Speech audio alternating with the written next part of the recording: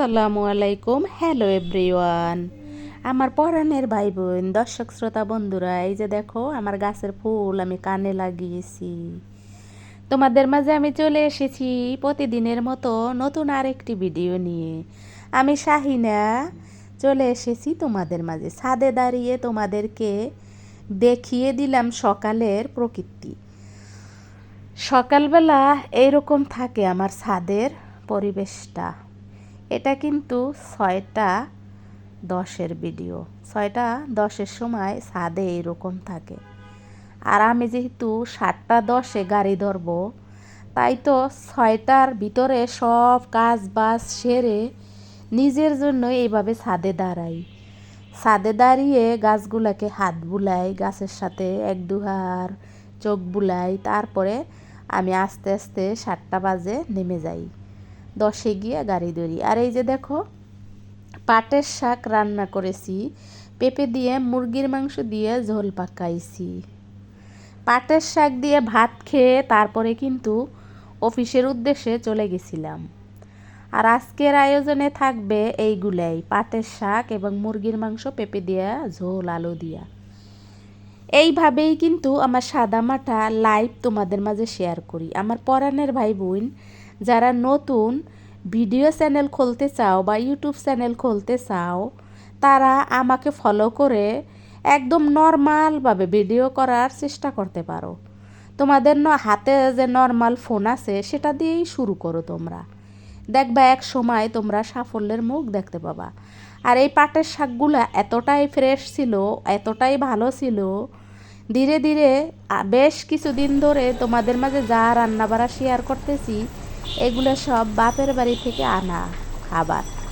শাক সবজি, মাছ, মাংস, এগুলো সবই বাপের বাড়ি থেকে আনা। এক প্রকারের বলতে পারো আমার হাজবেন্ড যৌতুক নিয়ে এসেছে।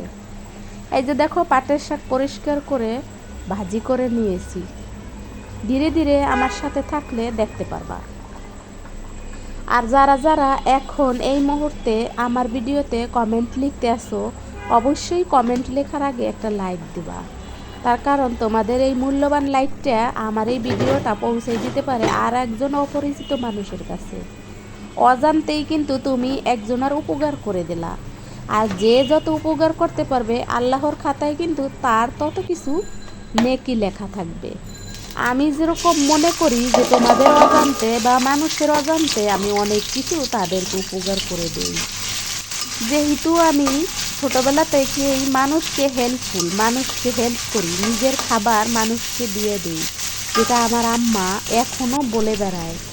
আমি এখন মা হয়েছি, তবুও আমার আম্মা বলে বেড়ায় যে আমার ঘরের মুড়ি, আমার ঘরের ছাতু, আমার ঘরের খেজুরের গুড়, আমার ঘরের বড়র চুনা, মানে বড়ই দিয়ে বড়র গুঁড়া বানাইয়া সেটা গুড় দিয়ে রোদ্রে দিয়ে রেখে দিত, তাকে বলা হয়তো বড়র চুনা। সেই বড়র চুনা আমাদের ঘরে 12 মাস থাকতো, যেটা দুধ দিয়ে খাইতে খুব মজা ছিল। এইসব খাবার চিরা এইসব কিন্তু আমি মানুষকে দিয়ে দিতাম আমার আম্মা না থাকে। আমার পাড়াতে যত রকমের মেয়েরা আছে তারা সবাই কিন্তু আমার আম্মার হাতের এইসব জিনিস খাইতো আমার মাধ্যমে। আবার আমার বাড়িতে এমন কোনো ফল নাই যে না হইতো। পাড়ার মেয়েরা আমার সাথে খাতির দিত এইসব খাওয়ার জন্য, আমাকে ভালোবাসতো না, এইসব খাওয়ার জন্য আমাকে খাতির দিত। আর এগুলা আমি বড় হইয়া বুঝতে পারছি, ছোটোবেলায় বুঝতে পারি নাই। বিশেষ করে আমি মা হওয়ার পরে বেশি বুঝতে পারছি, মা হওয়ার আগে কিন্তু বুঝি নাই। সেই সব লুবি মেয়েরা অনেক বড় লোক এখন, তবুও তাদের লোভ যায় নাই।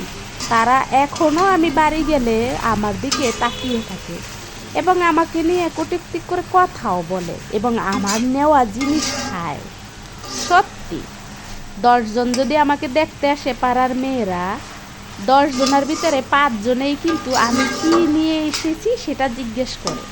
আর অবশ্যই তাদেরকে সেটা খেতে দিতে হয়। পরাণের ভাই বোন, তোমরা কি বুঝতে পারছো? তোমাদের কার কার লাইফে এইরকম কালচারালা মেয়েরা আছে যারা এইরকম? আর তোমাদের সাথে কথা বলতে বলতে কিন্তু আমার ভাইয়ের বউয়ের হাতের বানানো লাল পাট শাক আমি ভাজি করে নিলাম ঢাকাতে এনে। জামাই নিয়ে এসেছে খালা বউ, মানে সমন্দির বউয়ের হাতের পাট শাক, যেটা ভাজি করলাম আমি, ননদ হিসেবে ভাজি করে খেয়ে নিলাম। পাটের শাকটা খুবই সুস্বাদু হয়েছিল। আমার আশেপাশে যারা আছে সত্যি তারা অনেকটাই লুবি ছিল আর লুবি প্রকৃতির ছিল। তারা হয়তো আমার এই ভিডিও দেখবে না, তবে তারা যে লুবি সেটা আমি বুঝতে পারছি যখন আমি মা হয়েছি তখন। তার আগে ভাবতাম ওদের নাই, আমাদের আছে, থাক, খাইয়া বাঁচুক, এরকম একটা মনোভাব ছিল আমার। কিন্তু আসলে না, ওরা আমাকে মনে করতো আমি বোকা, কিন্তু আমি যে সরলভাবে ওদেরকে খাওয়াইতাম, উপরে আল্লাহ আমারে ভালো ঠেকবে সেই জন্য খাওয়াইতাম, বা ও ক্ষুধার্ত সেই জন্য খাইতাম, এই জিনিসটা ওরা উপলব্ধি করতো না। ওদেরকে যে আমি মনে মনে মনে করতাম যে ওরা ক্ষুধার্ত, ওরা গরিব, ওরা ছোট লোক, এটা যে মনে মনে ভাবতাম, এটা ওরা কখনোই ধারণা করতো না। ওরা ভাবতো আমি বোকা, তাই ওদেরকে আমি খেতে দেই। কিন্তু আমি যখন দেখতাম যে ওরা এগুলা খাওয়ার জন্য ছটফট করতো, তাই তো ওদেরকে আমি খাওয়াইতাম। কিন্তু ওরা এটা এই জিনিসটা বুঝতো না যে আমি ওদেরকে মনে মনে ছোট লোক ভাবতাম, কিন্তু প্রকাশ করতাম না, কোনো দিনও প্রকাশ করতাম না। কিন্তু এখন কিছু কিছু কারণে প্রকাশ করি। তার কারণ সেই সব ছোট লোকরাই এখন অনেক বড় হয়েছে, কিন্তু তাদের সেই ছোট লোকই নেশাটা এখনো যায়নি, আর কোনোদিন যাবে মনেও হয় না। আর উপরে আল্লাহর দোয়ায় ছেলে মেয়েগুলারও ওই রকম ছোট লুচি শিখাইয়া বড় বড় করতে আছে। যাই হোক, এগুলো আমি হিংসা করে বলছি না, বলছি এই কারণে যে যেমন তার বাচ্চারা তো তেমনই শিখবে, তাই না? এইভাবেই আমি রান্না বান্নাটা সেরে নিলাম তোমাদের সাথে কথা বলতে বলতে। আমার আশেপাশে সত্যিকারের অনেক চালাক ছিল, যারা আসলে নিজের জন্য স্বার্থপর চালাক। নিজে খাইয়া বাঁচতে পারলেই তারা মনে করতো বাপের নামে। আমি কিন্তু এরকম মনে করতাম না, যার ফলে তাদেরকে আমার খাবার ভাগ করে দিতাম। আমি সেই জন্য তাদের কাছে বোকা ছিলাম, কিন্তু তারা কখনো উপলব্ধি করে নাই যে আমি যে তাদেরকে ছোট লোক মনে করতাম, যে তারা মানুষের খাবার দেখলে কতটা উচ্চে পড়ে খাবার খাওয়ার জন্য, যেটা আমি কোনো দিনও করি নাই। কারণ আমার বাবা মা এগুলো শিখাই নেই। কারণ আমার তো আসলে ওই রকম কোনো খাবারের রুচিই থাকতো না যে পরের খাবার খেতে হবে। আর উপরের আল্লাহর দোয়ায় এখন পর্যন্ত সেইভাবেই চলে আসতেছি। কারো হাতে খাবার দেখলে উচ্চে পড়ি না খাওয়ার জন্য, কিন্তু উপরে আল্লাহ আমাকে কিন্তু সেই তৌফিকটা দিয়েছেন যে আমার হাতে খাবার দেখলে সবাই অনায়াসে নিয়ে খেতে পারে। আমার কাছে খাবার থাকলে যদি মনে হয় তাদের আমার হাত থেকে নিয়ে খাবে, তারা এটা বোঝে যে আমি না করব না।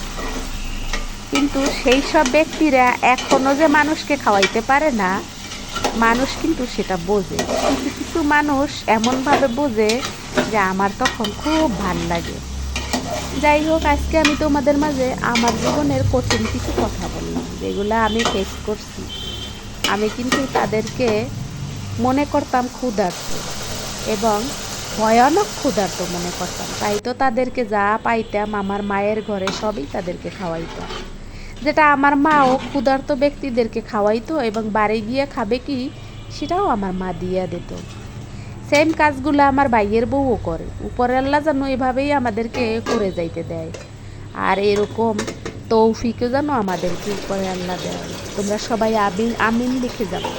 আর আমিও বলি উপরে আল্লাহ যেন আমাদেরকে এভাবে মানুষের দিতে পারে, আমাদের যেন আল্লাহ আমিন বলার সুযোগ করে দেয়।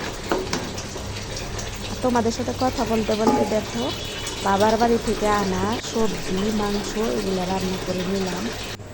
আমরা তো আসলে সাদা মাঠা লাইফে যা করি তা তোমাদের সাথে শেয়ার করি। যে কথাটা বলছিলাম, নতুন পরাণের ভাই বোন যারা নতুন ইউটিউব চ্যানেল খুলতে চাও, খুলে আমার মতন এরকম ভিডিও করে ছেড়ে দাও। দেখো কেউ না কেউ তোমার ভিডিও দেখবে, তুমিও তো ভয় পাইও না। সহজ এবং সরলভাবে একটা চ্যানেল খোলো, আর চ্যানেলে সহজ সরলভাবে ভিডিও করতে থাকো আর দিতে থাকো। দেখবা এক সময় তোমাকে ইউটিউব নিয়ে নেবে, আর নিয়ে নিলে তুমি কিছু না কিছু পাবে, আর তোমারও ওটা কাজে দেবে। এই যে দেখো এক পালা ভাত খেয়ে অফিসে চলে গেছিলাম অফ ক্যামেরায়। আর আমার ছোট্ট ভিডিওটা ভালো লাগলে অবশ্যই লাইক দিয়ে দেবা, সাবস্ক্রাইব করে দেবা। আর তোমরা তো জানো আমার ঘরে তাল আছে, এই যে তাল আমি দুধ আর চিনি দিয়ে এভাবে ঘন করে নিয়েছি, যেটা ছোট বোনের জন্য নিয়ে যাব। আর এখানেই আমার ভিডিওটা শেষ হয়ে যাবে। তোমরা কাছে এবং দূরে যে যেখানে দেখেছো ভালো থাকো, সুস্থ থাকো, দেশের বাহিরে এবং দেশে সবাই ভালো থাকো, সুস্থ থাকো। আমি আবার প্রতিদিনের মতো নতুন কোনো ভিডিও নিয়ে তোমাদের মাঝে হাজির হব।